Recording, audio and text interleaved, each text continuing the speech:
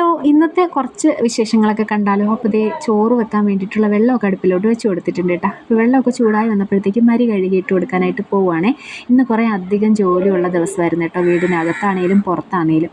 അങ്ങനെ ദേ ആദ്യം തന്നെ നമ്മൾ ചോറ് വെക്കാനുള്ള കാര്യങ്ങളെല്ലാം ചെയ്യുന്നുണ്ട്. മീൻ കിട്ടിയത് ചെറിയ മത്തിയാണ് കേട്ടോ, ചെറിയ ചാളക്കുഞ്ഞാണ്. നമുക്ക് തോരനൊക്കെ വെക്കാൻ പരുവമായിട്ടുള്ള ചാളയായിരുന്നു കേട്ടോ.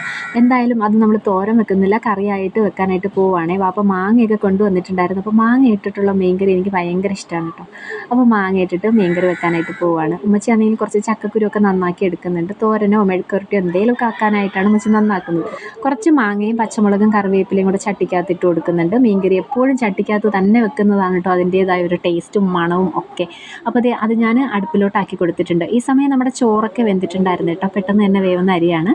അതൊക്കെ ഒന്ന് വാർത്തിട്ടിട്ടുണ്ടായിരുന്നു. പിന്നെ ചക്കക്കുരുവിന് വേണ്ടിയിട്ട് കുറച്ച് അരപ്പൊക്കെ തയ്യാറാക്കിയെടുത്ത് തോരനാട്ടോ ഞാൻ ആക്കിയിട്ടുള്ളത്. അപ്പോൾ ഇത്രയുള്ള ഇഷ്ടപ്പെട്ട ലൈക്ക് ചെയ്യണം കേട്ടോ. അപ്പോൾ ബൈ.